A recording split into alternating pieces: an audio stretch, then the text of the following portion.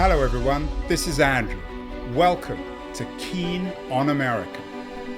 On July 4th, 2026, America will be 250 years old, an anniversary that will, no doubt, be greeted with a mixture of celebration, contemplation, and resignation. In Keen on America, Andrew talks not just about the American past and present, but also speculates on its future. What, Andrew asks, will be the 21st century fate of this now venerable American republic? Hello everybody, it's Wednesday, the 20th of August, 2025, almost exactly a year ago, on the 9th of August, 2024, we did a show with the American author David Daley, who, at that point at least, a year ago, got inside what in his mind is the far right's 50-year plot to control America. A year ago, he came out with a new book called Anti-Democratic: Inside the Far Right's 50-Year Plot to Control American Elections. And a year later, David is joining us from his home in just outside Northampton in Massachusetts. David, nice to see you after a year. Where are we in that plot, or at least in your mind, to control American elections? Has much changed in the last year?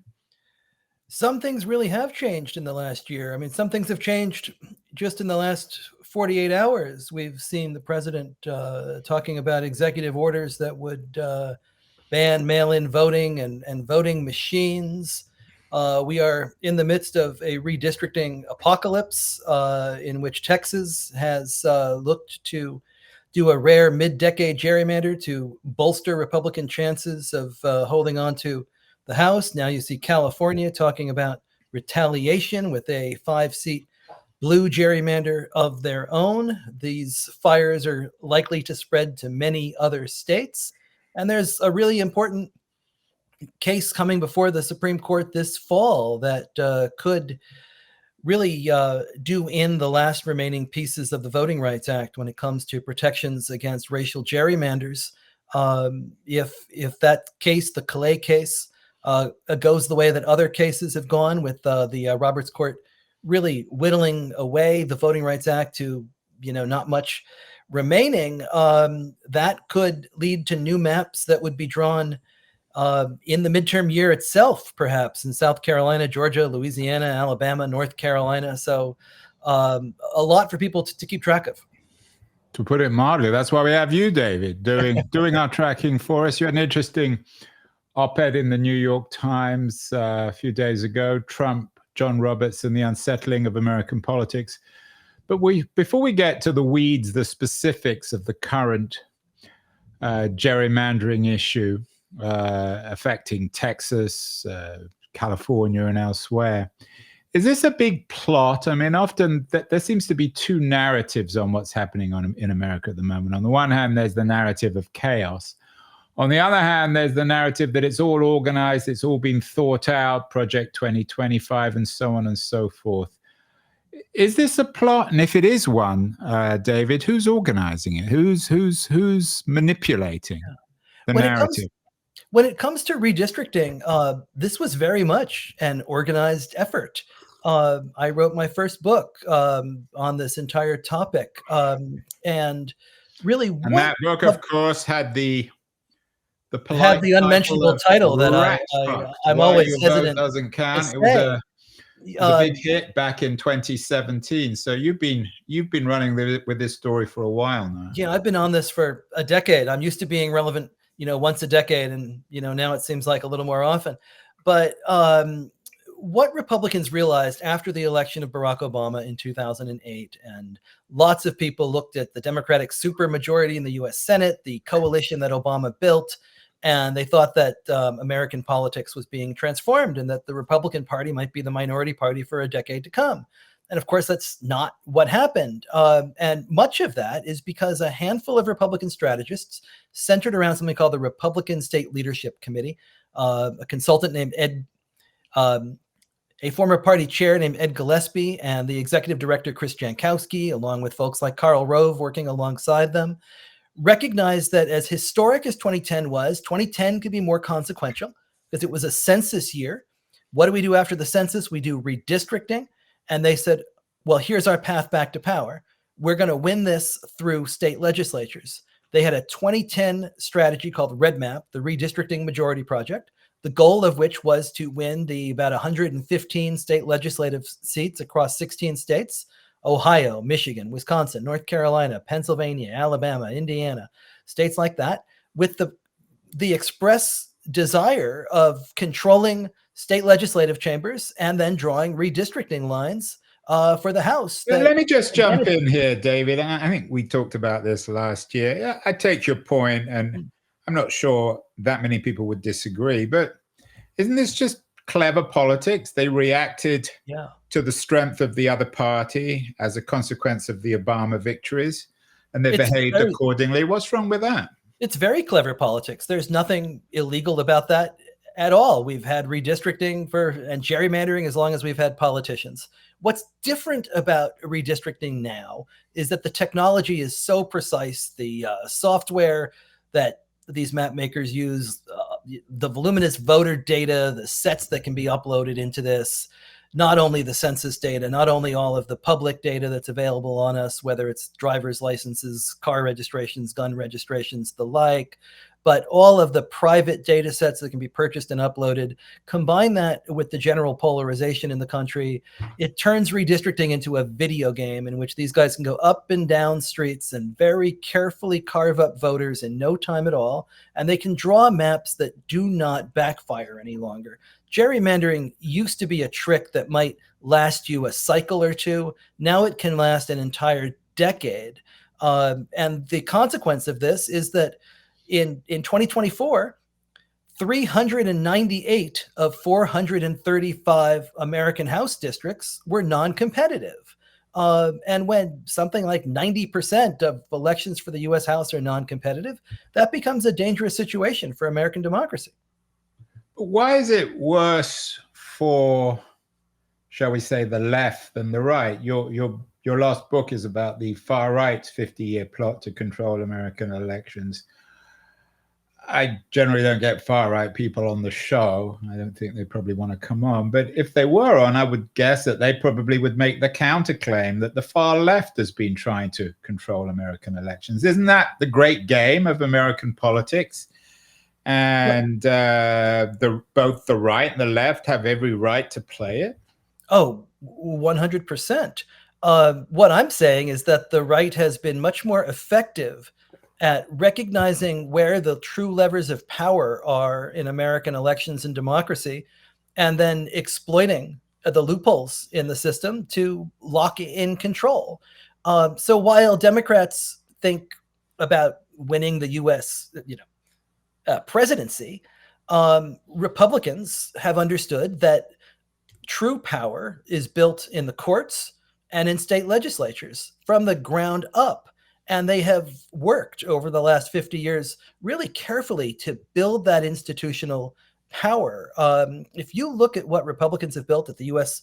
Supreme Court, they're likely to hold that majority now into the 2050s or the 2060s. If you look at what redistricting has done, not a single chamber that Republicans drew for themselves in 2011 that hasn't been undone by the courts has changed hands since then.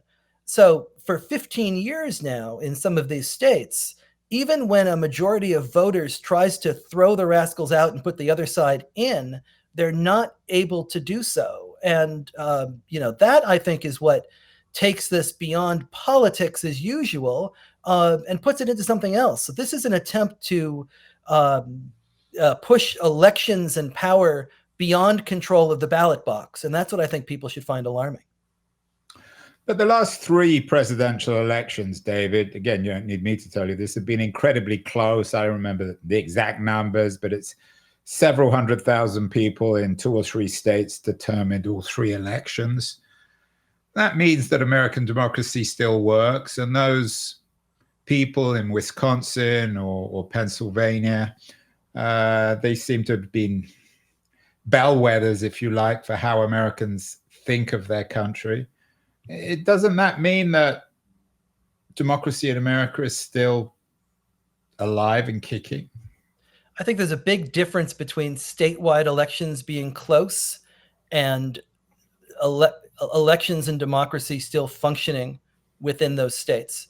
Take someplace like Wisconsin, which I think might be the very best example of this. A tremendously close race at the statewide level. You know, I think some years it's been 10 or 20,000 votes that have separated Trump and the Democratic challenger that year there.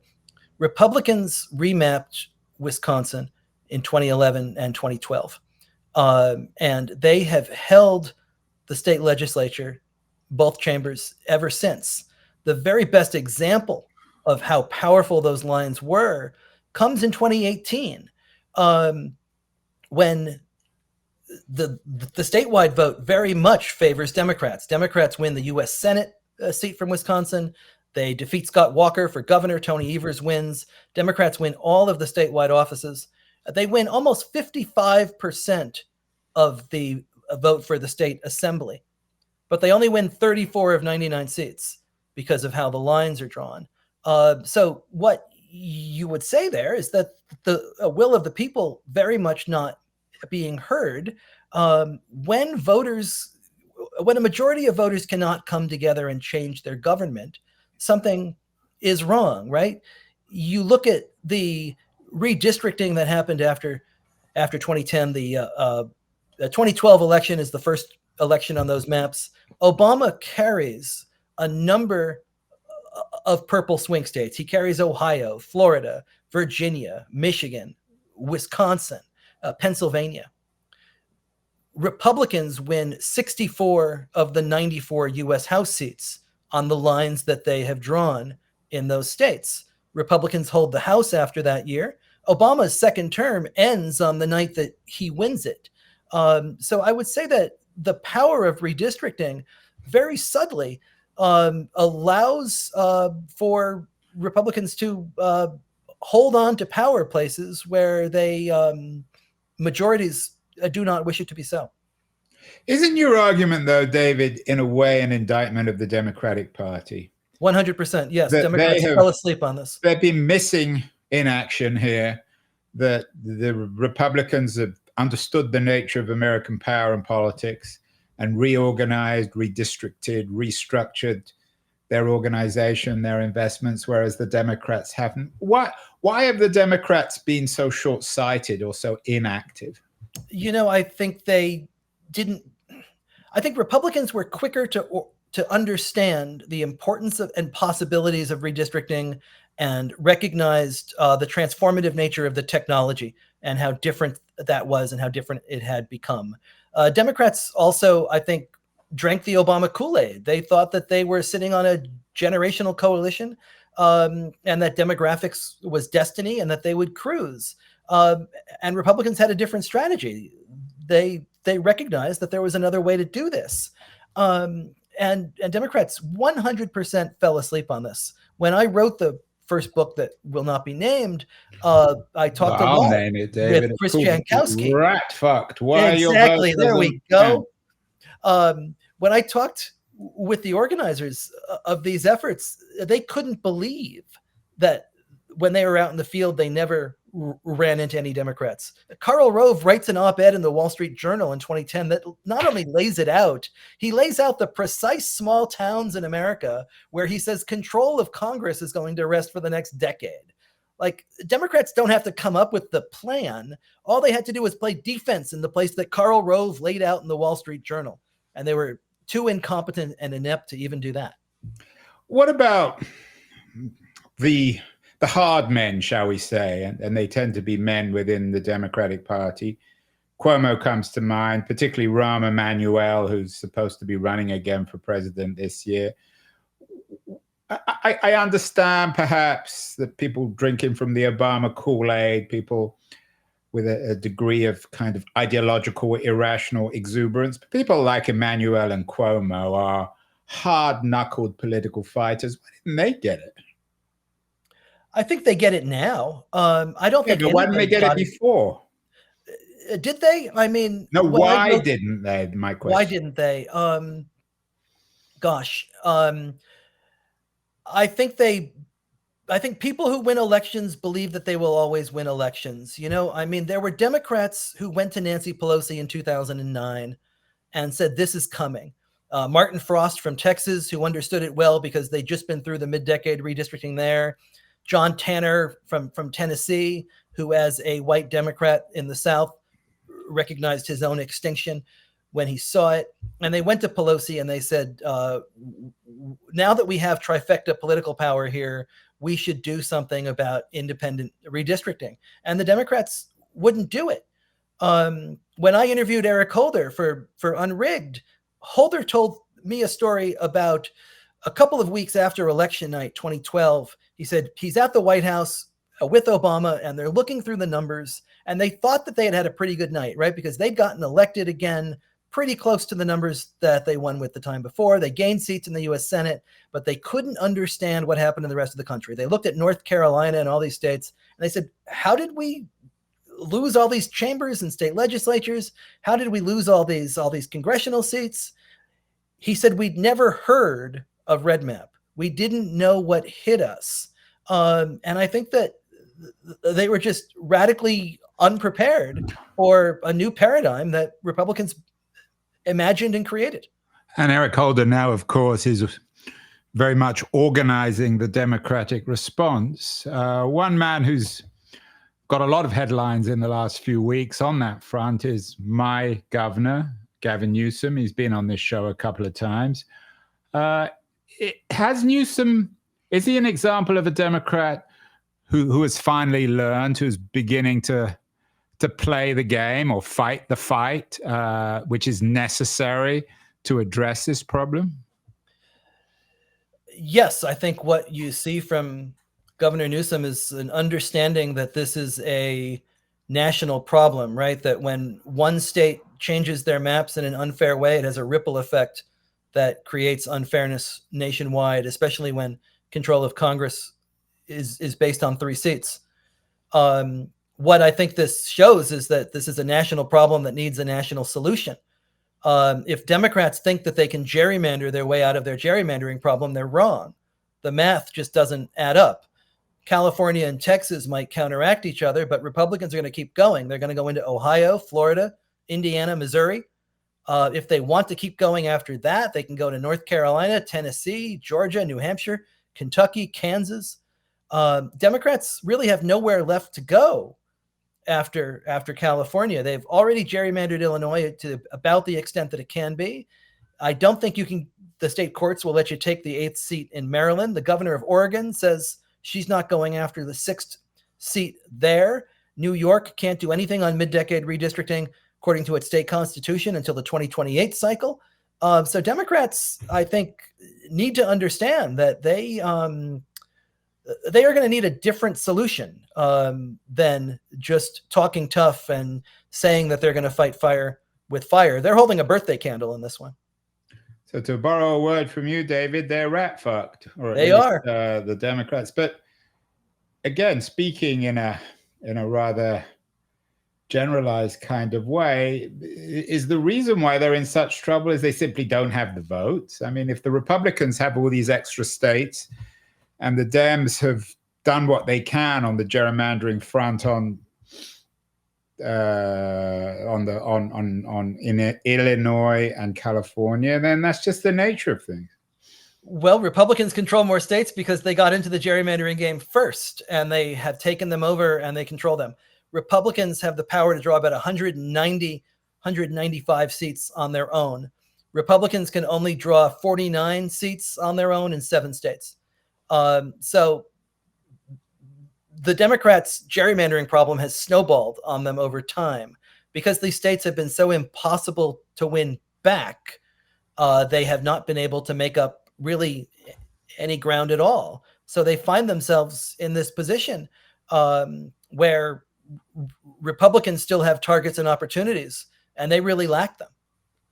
What about the connection, David, between the rise in executive power, I want to come to the Supreme Court in a minute, but the rise in executive power and the increasing irrelevance of Congress. Is there a connection between these gerrymandering wars and the fact that Congress doesn't seem to have much of a voice or is willing or able to do very much to radically change America to become one of the three essential branches of government? It's confusing, isn't it? Because so much of what we see with executive orders is taking the place of Congress, and we have, a Congress elected from fairly safe seats that they probably could go along with whatever it was that they wanted to pass. I'm a little puzzled by Trump's reliance on executive order. Well, and he's not alone. I mean, you mentioned Obama, Trump, yeah, Biden. Trump one did it, Biden did it. So that's just. Well, I certainly understand why Obama did it. Obama did not have a Democratic Congress in his second term. Biden had to use it in his second 2 years after they lost things there. But, Trump has a trifecta. And Trump, I think, could be more effective if he allowed the 219 Republicans in Congress to enact into law what he puts in these executive orders. The fact that they haven't done that has opened the door to additional litigation, and it's allowed Democrats to challenge them in court. Whereas, Congress has pretty much shown that they'll line up and roll over for him. Why he hasn't used that to his benefit, I think, is a mystery. So in a way, the fact that he's so reliant on executive orders suggests that all this gerrymandering stuff doesn't really matter. I mean, the Dems or the Republicans can gerrymander till the cows come home. But if you've got a president who rules through executive orders, it really doesn't make any difference the complexion of Congress. Well, I think the complexion of Congress would look pretty different if we elected it in a different way. I think if redistricting didn't matter quite so much, we would have more competitive races. More Americans would feel represented. They would feel that their voices were being heard. Something like 85% of Americans believe government isn't working for people like them. A huge part of that is because they realize that they don't have any genuine say in the elections that matter most to them. So I think if we were to actually, reform Congress and go to a more proportional House, larger multi-member districts and ranked choice voting, try to turn every district into a swing district, you would see a radically different kind of Congress. You would see Democrats from the West and the South and Republicans from New England and maybe independents from all over the place coming together. And you would have a different kind of body incentivized in different ways. It at least seems worth trying in this dysfunctional moment. Although some people might interpret your argument as basically just sour grapes, that your party isn't in power, you don't like the Republicans, you don't like the president, so you want to change the rules of the game. No, I think that the rules of the game should be fairer to all sides. Well, but I mean, everyone, the F word, fair, the four-lettered word, fair, is always a reflection of their own particular interests. Anyway, let's get to your op-ed, your interesting op-ed in the Times this week. Trump, Roberts, and the unsettling of American politics. You seem to suggest, I mean, we can, again, attack Trump and J.D. Vance. It's not hard to do, or the Texas Republicans. But for you, your ire in this op-ed, at least, is reserved for John Roberts of the Supreme Court. Why is Roberts responsible? And is he just a proxy of the Republican Party? I would say yes. I would say yes, he is, very much so.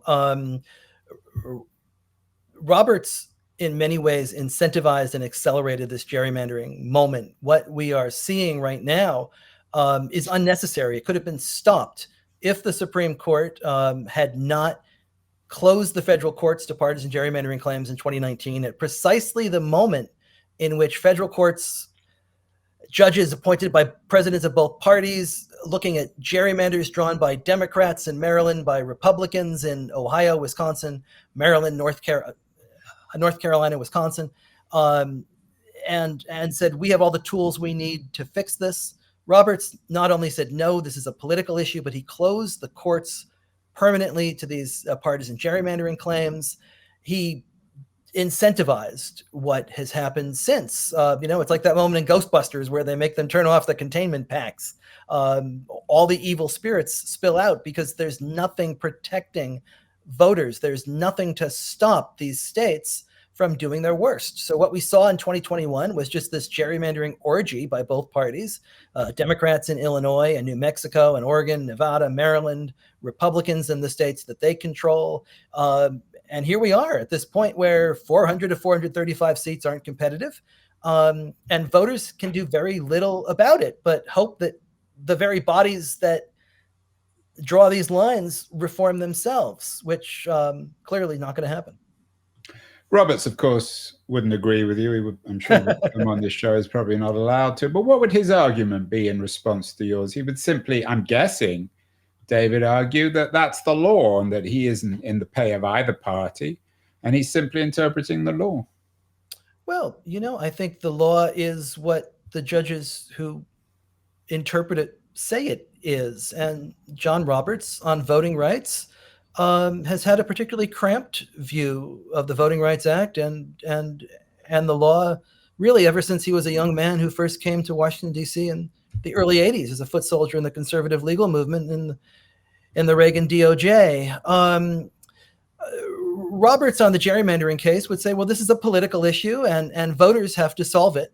And if voters don't like gerrymandering, they ought to elect people who will fix it.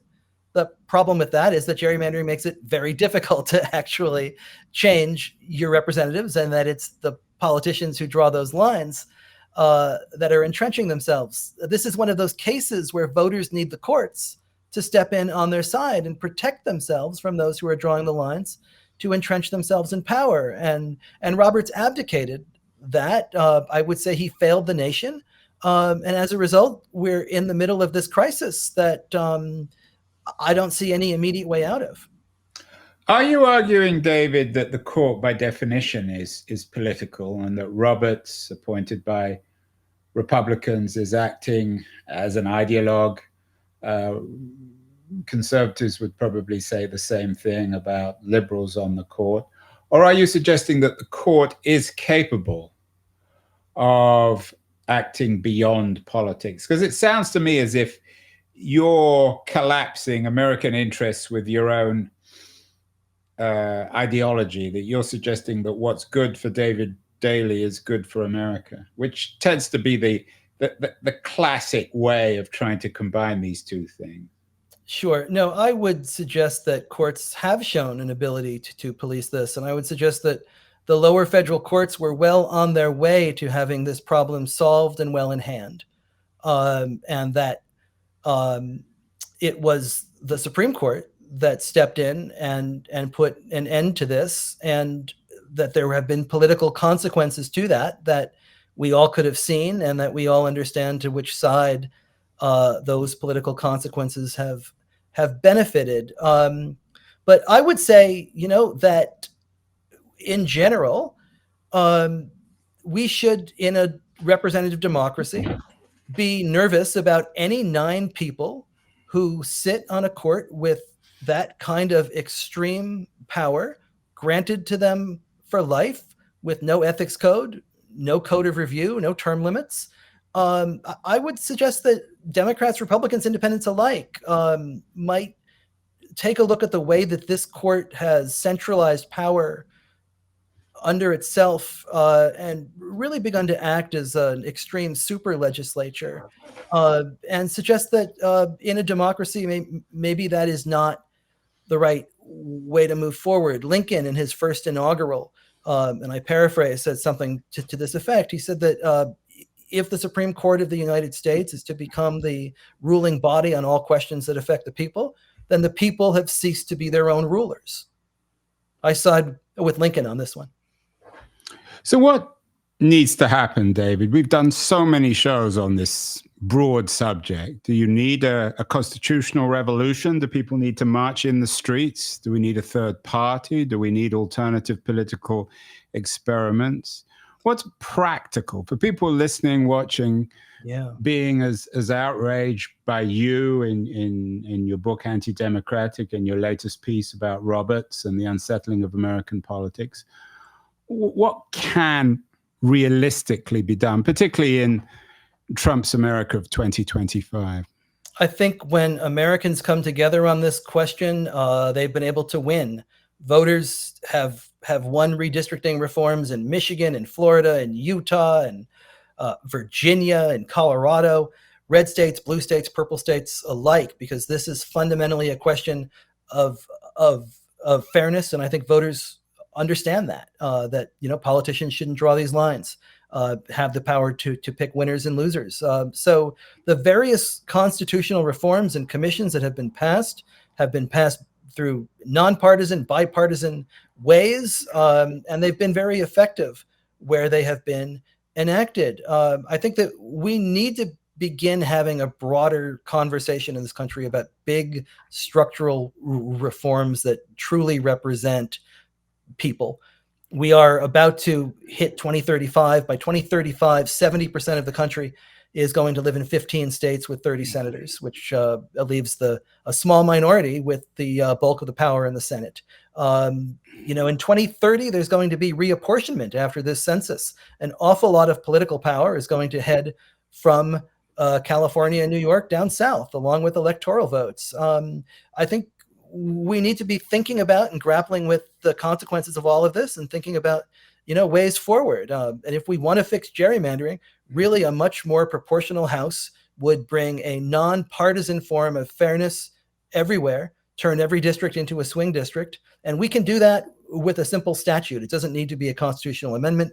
We can do it simply by passing a law. This week, Trump's also spoken about getting rid of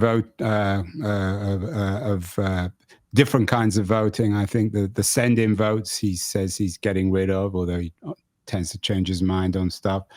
Lots of debate, controversy, outrage over how and why people vote. A lot of implications on civil rights. Are you particularly concerned with that compared to the gerrymandering issue? Yeah, I think it's a real concern. I think when you pile that together with what's happening in Washington, D.C. right now, in which you have National Guard troops in the street, masked ICE officers, grabbing citizens off the street, grabbing people off the street, if we are to reach an occasion in November of 2026 in which that kind of policing power is being unleashed in Detroit, Philadelphia, Milwaukee, Atlanta, the cities that Trump has talked about in the past, that becomes a real scary possibility of militarized voter suppression, which is not a phrase that I thought I would find myself saying. But here we are. So in the last year, you are particularly concerned. It's not just the gerrymandering issue. It's not just voting rights. It's something more substantial in terms of this undermining of American democracy. We're on a dark path. I think there are ways off of it, but we'd better find those ramps pretty soon. And the ball lies then in the court of the Democrats. Is that right, David? I think Democrats are the ones who are going to have to make the case. They're going to have to get back to politics. They're going to have to persuade people that we need change. It's not going to be easy, but they can't gerrymander or rule change their way out of this. The path is long. It's difficult, but the path has always been long and difficult. So it's not Newsom, it's someone else. Newsom, who essentially wants to, and maybe Pritzker, they want to gerrymander their way out of this thing. Yeah, I think Newsom, I don't think Pritzker has any cards to play in Illinois. They've already drawn a 14-3 Democratic map in Illinois. If you go any further, I don't think it holds. So that's already a deeply anti-democratic situation in the state of Illinois, drawn by Democrats, right? We aren't going to be able to get anywhere if both parties maximally gerrymander all of the states that they control and we wipe all swing districts off the board. If that's what we have done, we will still have elections. They just won't actually change anything. Well, on that depressing note, David Daley, the author of Anti-Democratic, you were on the show last year talking about this threat. Today, in August 2025, things seem darker. I hope they're not even darker by August 2026, but we'll have to get you back on maybe before then to discuss this reshaping or perhaps even undermining of American democracy. Keep well, keep safe, keep free, David, and thank you so much for appearing on Keen on America. My pleasure. Thank you again.